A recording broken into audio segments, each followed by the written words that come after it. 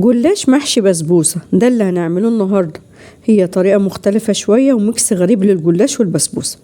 ممكن ناس تستغرب ازاي هنعمل ده، بس بصراحة هو في الآخر بيطلع طعمه جميل جدا، وكمان بخطوات بسيطة جدا وسهلة بيطلع مظبوط، ومش بيحتاج مجهود ولا وقت كتير.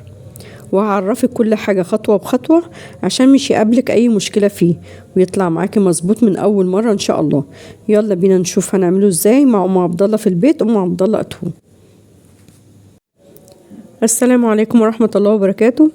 أول حاجة هنبدأ نعملها هي الشربات، عشان احنا بنحتاجه يبقى بارد تماما. في حلة على النار هنحط كوباية من المية، نحط عليها كوبايتين سكر، نقلبهم مع بعض واحدة واحدة لحد ما السكر يدوب خالص، بس من غير ما نطلع سكر على حواف الحل عشان مش يخرز ويكرمل منك. بنسيبه على نار متوسطة لحد ما يغلي، وأول ما يغلي بالشكل ده بنعصر عليه نص ليمونة كبيرة أو ليمونة صغيرة، وأول ما يغلي بنهدي النار ونحسب له 4 دقايق بس بعد الغليان. ومهم جدا إنك تحسبي الوقت للشربات بالظبط، واحنا حسبنا له المرة دي الوقت ده عشان احنا عايزين قوام، ولا يبقى خفيف قوي ولا تقيل قوي. ولو في أي ريم ظهر على وش الشربات وهو بيغلي بنشيله.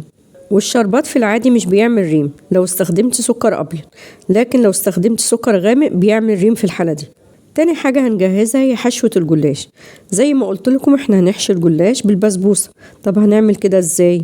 هنحتاج كوباية سميد، نص كوباية سكر، نص كوباية سمنة أو زبدة أو سمنة على زيت.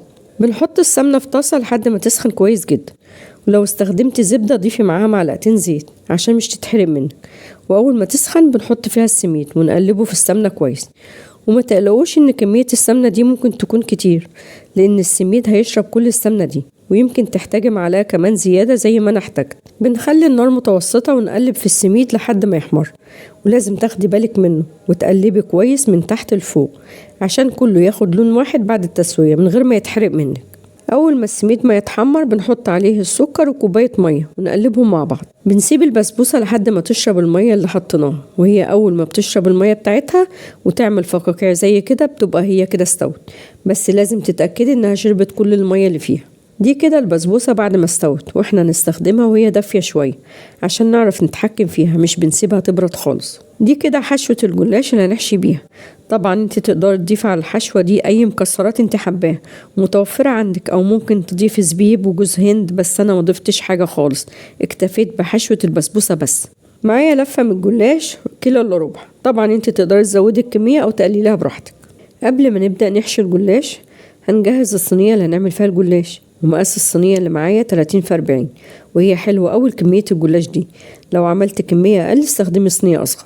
هنجيب الصينية وندهنها سمنة بلدي كلها ومن جوانبها ونسيبها على جنب. نفرد ورقة من الجلاش زي ما انتوا شايفين في الفيديو، ويبقى جنبنا كوباية من السمنة البلدي السايحة عشان ندهن منها الجلاش. ندهن ورقة الجلاش دهنة خفيفة من السمنة، المهم نغطي الورقة كلها بالسمنة. بعد ما بندهن الورقة كلها كويس بنحط عليها ورقة كمان وندهنها دهنة خفيفة زي ما عملنا في أول ورق. ولو الورق بتاعك رايق زي بتاعي استخدمي ورقتين على بعض مش ورقة ورق. واحنا بندهن الجلاش بالسمنة كده عشان هي اللي تخليه مورق وخفيف بعد التسوية. بنبعد شوية عن حرف ورقة الجلاش ونحط عليها البسبوسة بالطريقة دي ونفردها ونسويها كويس على الورق، ومش بنكتر في الحشو. نلف ورقة الجلاش بالراحة واحدة واحدة عشان مش يتقطع معاك زي ما بعمل في الفيديو. طبعا واحنا بنحشي الجلاش باقي الجلاش اللي سايبينه على جنب بيبقى ملفوف بفوطة او في كيسة علشان مش ينشف من الهواء ويتكسر منك وانت بتعمليه.